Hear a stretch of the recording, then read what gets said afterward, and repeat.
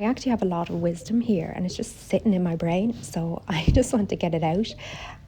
This attitude of embracing failure because you learn so much from it. It's only failure if it's not aligned with your personal goals. They're not listing off all the other projects they did on the side that added to their skill set. Hello and welcome. Thank you for joining me today. So today I really wanted to chat about how to fail. How to actually get it wrong and why you need to do that. And in specific, I'm talking about like setting up a salon or beauty world, that industry, spa or holistics, if you're like a reflexologist or that kind of holistic treatment. So I rented like a treatment room, and it had like two sections, a reception area with nails and then like a separate treatment room for holistics.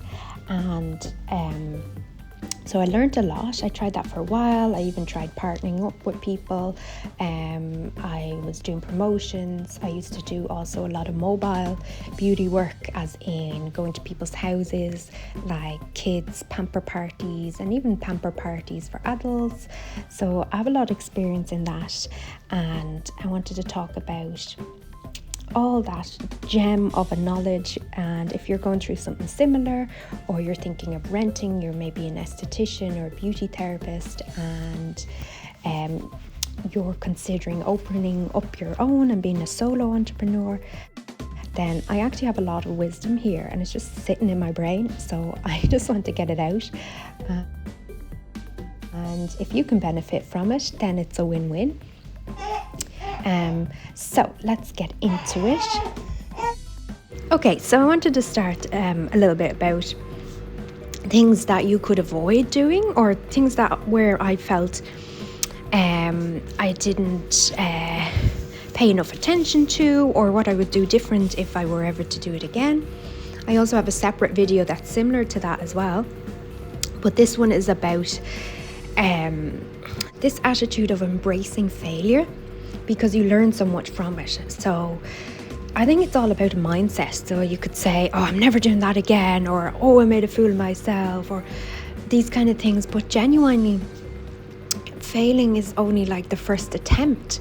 It's like you gotta fail a few times to really understand the business and the depth of it. And I chatted to a lot of other therapists who were starting up their own and even tried to collaborate with them and stuff at the time, and a lot of them said the same. They start doing treatments like either from their home and they build up clients that way, and after a while they all were like, oh no, it's not what I thought it would be. It really isn't. It requires so much work to work on your business, not just in your business, and it takes the joy out of the treatments for them. So you need to know what you're getting in for.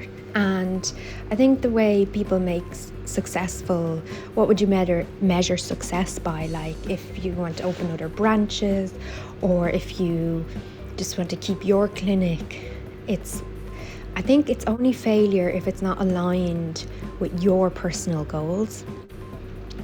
And if there's too much pressure for it to be your main source of income, it can make you very much focus on all the business details instead of like actually enjoying the journey and the process as well. But failure is, I think we need to start embracing it more instead of holding people to these really strong standards. Like I always used to say, I wouldn't call it failing, but the clinic not taking off, the holistic clinic that I set up, fully taking off, or like it probably would have if I kept at it. You have to keep failing and learn, and then apply this new knowledge. I think it takes close to 5 years to become a master of any kind of craft and to become really proficient and really know what you're doing.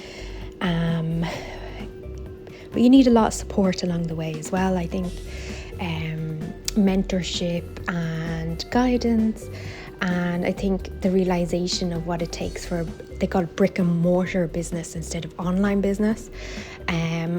For me now at the minute, like online is a lot more flexible. So you have to really you only learn these things by doing.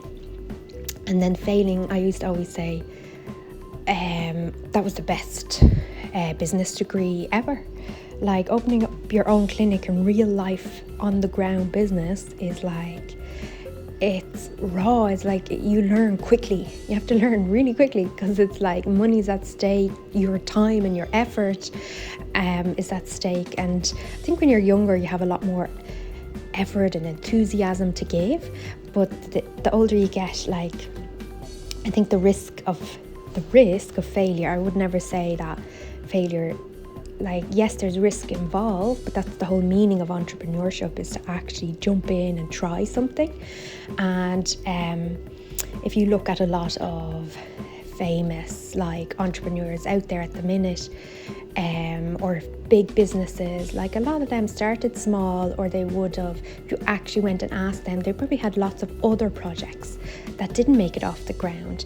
Any kind of inventor that you see, they always have loads of, like, look at Leonardo da Vinci and stuff, like books and books of ideas, and then they narrow it down, maybe one or two ideas make it. It's like YouTube, you only need one or two videos to really like make your channel pop.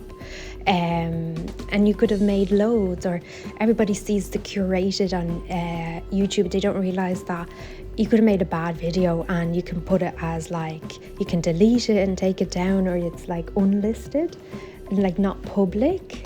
So like, you don't know, you're looking at these top people in your field, and you mightn't realize what other things, projects that they failed at. Like traditional, it's like putting again people into categories. Oh, you failed, that means you can't do this, or it's no good. I think that's a really closed set mindset, and growth mindset would be more like fail and pick it up and try again, try something different, or maybe analyze why that failed, and to value your failure and learn from it. It's such a good lesson. Like, it's exposure. It's like you could never see those things from a book. You could never see those things from people telling you. You have to experience them, because there's a whole vibe or mindset of growth, like in your mind. Like, you learn new things that you can only learn on the ground.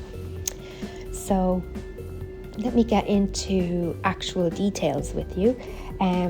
So I think I focused a lot on too much on the decor and the look of the place, and maybe I agonized over details when it came to like the leaflets and the brochures and all this marketing material, when you need to focus on having a client overflow and people requesting you. And otherwise, if you're chasing clients, that energy is really repelling, that chasing and please come for a treatment with me, please, my books are empty. No, it should be like, maybe you're working from home or you're more mobile first. Have that overflow of clients and clients requesting you. I think a lot of people saw me as very young and girly, and I was trying to do these more serious, health-focused treatments. And I think a lot of those treatments, the benefits, they're more serious. They're more like, you need to be registered with like health insurance. It's like, how can somebody relate to you that's much, much older? They would benefit from that treatment so much, say like reflexology, or if somebody's struggling with like fertility issues, and then they want to get these treatments from you. I think it's how you carry yourself as well, that maybe I was trying to do way too much. You need a clear speciality. That's actually my other point as well, that if you specialize in one area, people will see you as the expert, and that holds weight, and you're more trusted that way. And the absolute another huge big lesson was that too little cash flow. Yes, you need actual capital, like money upfront investment, but you also need a cash heavy business, especially when you're starting out, and especially if it's like brick and mortar and like appointment kind of clinic. A lot of people would like lease equipment. You could lease it and do it that way, but you definitely need like cash flow. So more, if you want to do those bigger, more serious treatments, they're normally done in hotels, like spa treatments, whereas I think smaller like salons, if you focus on nails and anything that's more cash flow, cash heavy business, is the way forward. So not to be starting off with the negative, but to continue now with the more positive. I think I was really good at like promoting and getting the name out there and like doing text and email promotions. So I would say if I kept at it and just did it for longer, I think I just didn't do the whole business setup long enough. I kind of ran out of money and cash flow, and you just need to keep at it for close to 5 years minimum to really see massive returns. I think, it can be picking up and go faster, or if there is other business models where you have your business, have your skill and become really good at that, and then train other people in it and they become like your agents, and then you have like an agency business. There's all these scales up to like becoming a really top level business. Like then you start looking into branches, or you start looking into like retail products that you could sell as a therapist.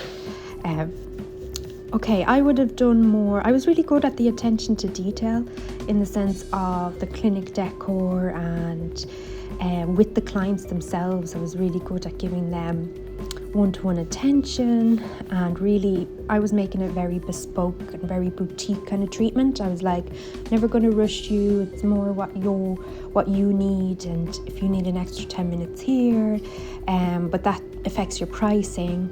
I don't think if you scale up you're going to be able to sustain that. You'd have to build that into your business model somehow.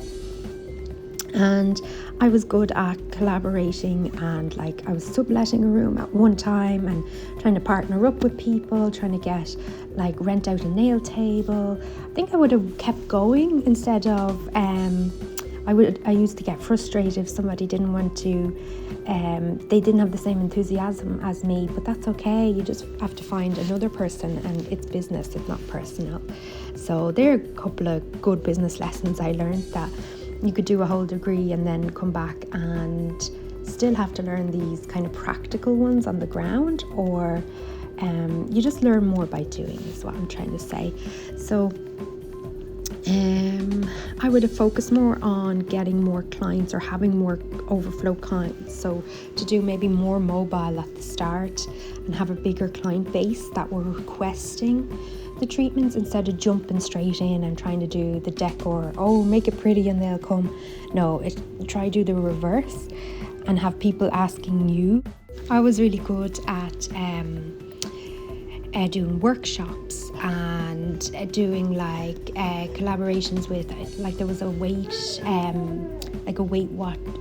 the term, like a support group for weight loss, and I contacted them with certain treatments. Like I was doing body treatments and offered them a package. Like all that would have been, if you kept at it and kept trying, so getting out in the community.